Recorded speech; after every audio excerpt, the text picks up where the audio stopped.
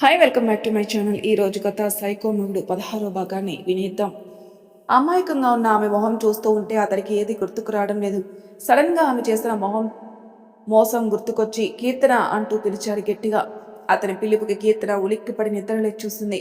భయంగా వంట చేసావా అన్నాడు ఆదిత్య ఆమె వైపు అస్సలు చూడకుండా తన బ్లేజర్ రిమూవ్ చేస్తూ. ఆ మాటకి కీర్తన టెన్షన్ పడింది. సారీ, అది నేను ఎప్పుడు నిద్రపోయారో తెలియదు, ఇప్పుడే చేస్తానంటూ అక్కడి నుంచి వెళ్ళాలని చూస్తుంది. వెళ్తున్న ఆమె వైపే చూస్తూ, అయితే నాకు మాత్రమే వంట చెయ్యి, ఈరోజు నువ్వు ఏదీ తినకూడదు, నీ రెస్పాన్సిబిలిటీ మర్చిపోయినందుకు అన్నాడు. ఉదయం నన్ను నిద్ర లేచేసరికే నా రూమ్లో ప్రతిదీ పర్ఫెక్ట్గా ఉండాలి, అలాగే నేను నీకిచ్చిన షెడ్యూల్ కంప్లీట్ చేసి ఉండాలి అన్నాడు అతడు కోపంగా. కీర్తన ఏం మాట్లాడుకున్నా అతడు చెప్పిన ప్రతిదానికి సరే అని ఒప్పింది. అన్నట్టుగానే అక్కడ తినేసి వెళ్ళిపోగానే ఏమీ మాట్లాడకుండా అక్కడే సోఫాలో నిద్రపోయింది. ఆదిత్యతో మాట్లాడలేదు. తన రూమ్లో నిద్రపోయి ఆలోచిస్తున్నాడు. ఉదయం అతను నిద్ర లేచేసరికి అతని రూమ్ మొత్తం కంప్లీట్గా అతడు చెప్పినట్టు అరేంజ్ చేసింది. వెరీ గుడ్, ఈరోజు ఉదయాన్నే నిద్ర లేచావా నువ్వు అన్నాడు. కీర్తన మాట్లాడలేదు. అంతా పని అయిపోయిందా అన్నాడు. అయిపోయిందని చెప్పింది. బ్రేక్ఫాస్ట్ ప్రిపేర్ చేసావా అని అడిగాడు. చేశాను అని చెప్పింది. హౌస్ మొత్తం క్లీన్ చేసావా అంటూ అడిగాడు.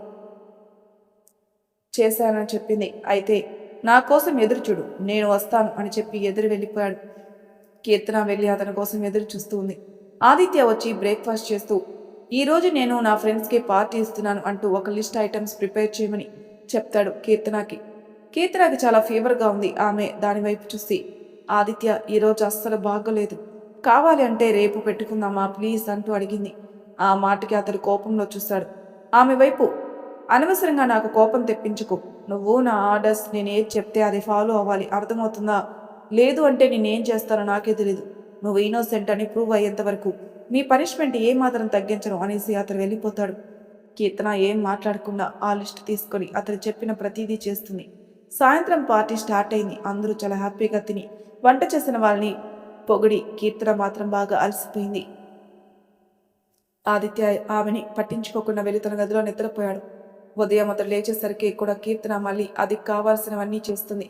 చాలా నీరసంగా కనపడుతుంది. అతడికి అర్థమవుతుంది. అయినా అస్సలు పట్టించుకోలేదు. ఆదిత్య ఉదయాన్నే లేచి కమ్యూనిస్ట్ దగ్గరికి వెళ్ళాలి. అతడు ఫేమస్ బిజినెస్ ఉండడంతో వెంటనే మినిస్టర్ అపాయింట్మెంట్ ఇచ్చాడు. ఆదిత్య మినిస్టర్ ఎదురుగా కూర్చుని అతని కొడుకుతో బిజినెస్ చేయాలనుకుంటున్నానని చెప్తాడు. అందరూ చాలా కామ్గా బిజినెస్ గురించి మాట్లాడుతున్నాడు. ఆదిత్య ఫోన్ రావడంతో బయటకు వచ్చాడు. ఎవరో అతన్ని ఆదిత్య అని పిలవడంతో వెనక్కి తిరిగి చూశాడు. ఎంబీబీఎస్ చదివేటప్పుడు అతని ఫ్రెండ్. అడిగితే నువ్విక్కడేం చేస్తున్నావు అంటూ అడిగాడు. అతడి దగ్గరకు వచ్చి ఆదిత్య వైపు చూసి, నువ్వు అబీవి కదూ అంటూ అడిగాడు. అతడి వైపు చూస్తూ, థ్యాంక్ యూ, నువ్వు నన్ను గుర్తుపట్టావు, ఎలా ఉన్నావు, ఎక్కడికి వెళ్ళిపోయావు అని అడిగాడు అబి. చాలా చాలా బాగున్నాను, యూఎస్ నుంచి వచ్చి 1 year అవుతుంది, నువ్వేం చేస్తున్నావు అంటూ అడిగాడు ఆదిత్య. నేను బాగున్నాను, ఢిల్లీలో జాబ్ వచ్చింది, రీసెంట్గా ఇక్కడికి వచ్చాను, నా చెల్లెలు పెళ్ళికి వచ్చి చెప్పాడు. అతను అన్నట్టు, నువ్వు కీర్తనని కలిసావా అంటూ అడిగాడు అవి. ఆదిత్య తనకేమీ తెలియదన్నట్టు, అవునా, ఎందుకు కలవాలి, నాకేం తెలియదే అంటూ చెప్పాడు. అదేంటి ఆదిత్య అలా చెప్తావు, వాళ్ళు నీ బెస్ట్ ఫ్రెండ్స్ కదా, కలవాలి కదా అన్నాడు. ఆదిత్య నిజంగానే ఆదిత్య వాళ్ళని కలవలేదనుకుంటా. బెస్ట్ ఫ్రెండ్స్ ఎక్కడా, ఫ్రెండ్షిప్ ఎప్పుడో ఎండ్ అయిపోయింది, నేను కాలేజీలో వాళ్ళని వదిలేసినప్పుడు అన్నాడు ఆదిత్య కోపంగా. ఫ్రెండ్షిప్ మాత్రమే వదిలేసావా లేదా ప్రేమను కూడా వదిలేసావా అంటూ అడిగాడు అభి. ఆ మాటకి ఆదిత్య అర్థం కాలేదు. ప్రేమ ఏంటి, నువ్వు చెప్పేది అర్థం కాలేదు అంటూ అడిగాడు. ఆదిత్య మరీ డ్రామాలు చేయకు, నీకు తెలీదా కీర్తన నేను ఎంతగా ప్రేమిస్తున్నాను. నువ్వు కాలేజ్ వదిలేసి వెళ్ళిపోయిన తర్వాత కౌశిక్ కీర్తన నీ కోసం ఎంతగా వెతికారో తెలుసా, కానీ నువ్వెక్కడా దొరకలేదు. కీర్తనకి వచ్చిన ప్రతి సంబంధం ఆమె చెడగొట్టుకుంది, నీ కోసం ఎదురు చూస్తూ. తను చాలా కాన్ఫిడెంట్గా ఉంది తెలుసా, ఏదో ఒక రోజు నువ్వు తప్పకుండా తిరిగి వస్తావని తన దగ్గరికి అంది. నువ్వు వెళ్ళిపోయిన తర్వాత కౌశిక్ కీర్తన ఇద్దరు అసలు చాలా డల్ అయిపోయారు. ఏ ఒక్క హ్యాపీ మూమెంట్ని ఎంజాయ్ చేయలేదు. ఏదో చదువుతున్నామంటే చదువుతున్నా అన్నట్టుగా ఉన్నారు. నిజంగానే కౌశిక్ కీర్తి నాకు చాలా బెస్ట్ ఫ్రెండ్స్. కాలేజ్ అయిపోయిన తర్వాత కూడా ఇద్దరు నీ కోసం చాలా వెతికారు. అటువంటిది నువ్వు ఇప్పుడు వాళ్ళని కలవకుండా ఫ్రెండ్షిప్ లేదని చెప్తున్నావా? నిన్ను చూస్తుంటేనే అర్థమవుతుంది నువ్వు చాలా గొప్ప పొజిషన్లో ఉన్నావని. నీ స్టేటస్, నీ ఫ్రెండ్షిప్, నీ ప్రేమని కూడా చూడకుండా నీకు గుడ్డివాణ్ణి చేసింది. నీలాంటి వాడితో మాట్లాడాలంటే అసహ్యంగా ఉంది, బాయ్ అంటూ అతడు వెళ్ళిపోయాడు. ఇంకెప్పుడు నిన్ను కలవకూడదని. ఆ మాట వినగానే ఆదిత్య అలాగే షాక్ అయిపోయాడు. ఎన్నిసార్లు కీర్తన కౌశిక్ తనకి ఈ విషయం చెప్పాలని ప్రయత్నించినా తను అస్సలు వినలేదు. మూర్ఖంగా ప్రవర్తించాడు. కీర్తన తనని ప్రేమించింది కేవలం తనని మాత్రమే, తన డబ్బును కాదు. తన దగ్గర ఏమీ లేనప్పుడే ఆమె తనను ప్రాణంగా ప్రేమించింది. అసలు ఎలా చేయగలిగాడు ఇంత మూర్ఖంగా? ఎలా ఉన్నాడో అర్థం కాలేదు అతడికి. ఏడుపు వచ్చేసింది. ఇంతలోనే ఫోన్ రింగ్ అవుతుండడంతో ఫోన్ అటెంప్ట్ చేసి అలాగే ఆగిపోయాడు. అతడికి ఇందాక ఫోన్లో విన్న మాటలే గుర్తుకొస్తున్నాయి. సార్, మీరు చెప్పింది కరెక్టే. ఆ ఇచ్చిన సీడీ ఒక ఫేక్ సీడీ. ఇందాక మేము ఆ మినిస్టర్ కొడుకుని, ఆ హోటల్ మేనేజర్ని పట్టుకున్నాం. వాళ్ళు నిజం చెప్పారు. ఇంకొక అర్ధగంటలో మీ దగ్గర ఒరిజినల్ సీడీతో ఉంటాం అని చెప్పాడు అతడి పిఏ. ఆ మాట వినగానే ఆదిత్య కాళ్ళ కింద భూమి కదిలినట్టు అనిపించింది. కీర్తన ఎన్నిసార్లు తనకు నిజం చెప్పాలనిపించినా తను వినలేదని. వెంటనే ఆదిత్య తన పిఏకి ఫోన్ చేసి ఆ సీడీని తనకి పంపించని చెప్పాడు. అక్కడి నుంచి అతడు నేరుగా తన ఆఫీస్కి వెళ్ళిపోయాడు. అతడు లోపలికి వెళ్ళిన వెంటనే అతడు పిఏ సీడీ తెచ్చి అతడి చేతికిచ్చాడు. దాన్ని ప్లే చేసిన ఆదిత్యకి మినిస్టర్ కొడుకు బయట రూమ్ లాక్ వేయడం చూశాడు. అలాగే పోలీసుల్ని పిలవడం కూడా. మొత్తం చూసిన ఆదిత్యకి బాధగా అనిపించింది. వెంటనే అతడు తన ఫ్రెండ్ని పిలిచి కీర్తన కేసుని రీఓపెన్ చేయించాడు. అతడికి పదే పదే కీర్తన కౌశిక్ చెప్పిన మాటలే గుర్తుకొచ్చాయి. ముఖ్యంగా కౌశిక్ చెప్పిన మాటలు. నిన్ను కీర్తన చాలా గాఢంగా ప్రేమిస్తుంది. Deeply, madly, totally she was in love with you. Aditya వెంటనే ఒక క్షణం కూడా ఉండకుండా కౌశిక్ దగ్గరికి వెళ్ళాడు. కౌశిక్ హాస్పిటల్లో ఉన్నాడు తన క్యాబిన్లో. సడన్గా తన క్యాబిన్ తలుపు తెలుసుకోవడంతో తలెత్తి చూసిన కౌశిక్ ఎదురుగా ఆదిత్యను చూడగానే ఒక క్షణం ఆశ్చర్యపడ్డాడు, భయపడ్డాడు కూడా. ఆదిత్య, నువ్వు ఇక్కడ నన్ను కలవడానికి వచ్చావా? అంతా ఓకే కదా అన్నాడు కొంచెం టెన్షన్గా. ఆదిత్య ఒక్క మాట కూడా మాట్లాడకుండా వెళ్ళి అతని గట్టిగా కౌగిలించుకున్నాడు. కౌశిక్ ఆశ్చర్యపోయాడు. నువ్వు ఓకే కదా ఆదిత్య? ఏమైంది? అంతా బాగానే ఉంది కదా అంటూ అడిగాడు. I'm sorry Kaushik, really I'm sorry. నేను మిమ్మల్ని అర్థం చేసుకోలేదు, నీ ఫ్రెండ్షిప్ని అర్థం చేసుకోలేదు. నిజంగానే నువ్వు నాకు చాలా గొప్ప ఫ్రెండ్వి. సారీ. ఎన్నిసార్లు చెప్పినా తక్కువే అన్నాడు ఆదిత్య కళ్ళ నిండా కన్నీళ్లతో. అయ్యో ఆదిత్య, ప్లీజ్ నువ్వు అలా మాట్లాడుకో. నాకు నిజంగానే బాధగా ఉంది. సారీ చెప్పకు. నీ సిచ్యువేషన్ అలా ఉంది. దాంతో నువ్వు మమ్మల్ని మిస్అండర్స్టాండ్ చేసుకున్నావు. ఇప్పుడు నీకు నిజం తెలిసింది. అలాగే నా ఫ్రెండ్ నాకు వెనక్కి వచ్చాడు. నాకు చాలా హ్యాపీగా ఉంది అంటూ కౌశిక్ అతన్ని తిరిగి హాక్ చేసుకున్నాడు. ఇప్పుడు అసలైన హ్యాపీనెస్ వచ్చింది నాకు అంటూ ఆ మాటకు ఆదిత్య రిలీఫ్గా ఫీల్ అయ్యాడు. కీర్తనకి మొత్తం తెలుసా అంటూ అడిగాడు. నాకు కీర్తన దగ్గరికి వెళ్ళాలంటే భయం వేస్తుంది. తనని ఎలా ఫేస్ చేయాలనేది అర్థం కావడం లేదు అన్నాడు గిల్టీగా ఆదిత్య. కౌశిక్ ఏదో చెప్పాలనుకునే అంతలో ఆదిత్య అక్కడి నుంచి వెళ్ళిపోయాడు. అతనికి ఎక్కడికి వెళ్లాలో తెలియక ఊరి చివరికి వెళ్ళి కారులో అలాగే కూర్చొని ఆలోచిస్తున్నాడు. ఇప్పుడు కీర్తన దగ్గరికి ఎలా వెళ్తాడు? అతడు వెళ్ళేటప్పటి నుంచి కౌశిక్ దగ్గర నుంచి అతనికి ఫోన్ వస్తూనే ఉన్నాయి. అతడు అదే పనిగా ఫోన్ చేస్తుండడంతో ఆదిత్య ఎత్తి హలో అన్నాడు. ఆదిత్య, నువ్వెక్కడున్నావు అంటూ అడిగాడు. కౌశిక్ కంగారుగా దూరంగా ఎందుకు అంటూ అడిగాడు. అనుకున్నాను, అప్పుడే గెస్ట్ చేశాను. నువ్వేదైనా అనుకుంటే అందరికీ దూరంగా వెళ్ళిపోతావు. ముందు ఇంటికెళ్ళు అన్నాడు కౌశిక్. కానీ ఎలా వెళ్ళాలి నాకు అర్థం కావలేదు. కీర్తనని చూడాలంటే భయంగా ఉంది అన్నాడు ఆదిత్య. తన్ని ఫేస్ చేయాలంటే టెన్షన్గా ఉంది. తనను క్షమిస్తుందా అన్నది తర్వాతి క్వశ్చన్. కానీ తన కళ్ళలోకి చూడాలంటే నాకు ధైర్యం సరిపోవట్లేదు. తన ప్రేమను కానీ తన క్షమాపణ కానీ నాకు అస్సలు అర్హత అనేదే కాదు, లేదు నాకు అన్నాడు ఆదిత్య కళ్ళు మూసుకుని. అతని కళ్ళ వెనకాల నుంచి కన్నీళ్లు జారుతుంటే, ఆదిత్య, అటువంటి పిచ్చి పనులు ఏమీ చేయకు. కీర్తన నిన్ను, నీ ప్రేమను చాలా మిస్ అవుతుంది. నీకోసం ఎదురు చూస్తూ ఉంటుంది.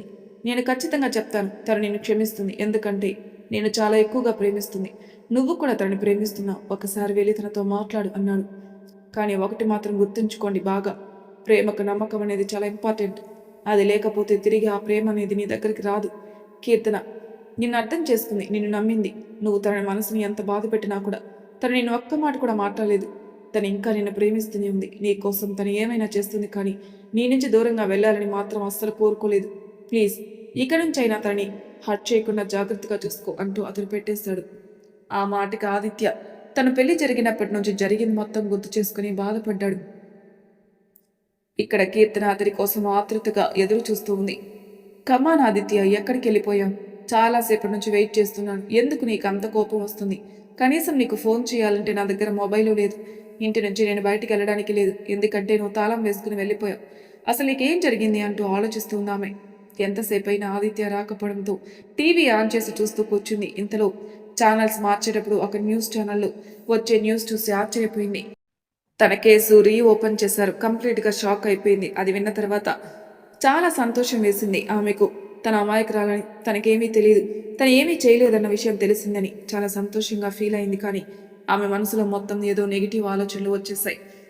ఇంతవరకు ఆదిత్య రాలేదంటే వాళ్ళు ఏమైనా చేశారా అని క్షణక్షణానికి భయం పెరుగుతుంది. ఆదిత్య రాకపోవడంతో ఇంతలో డోర్ ఓపెన్ కావడం చూసింది.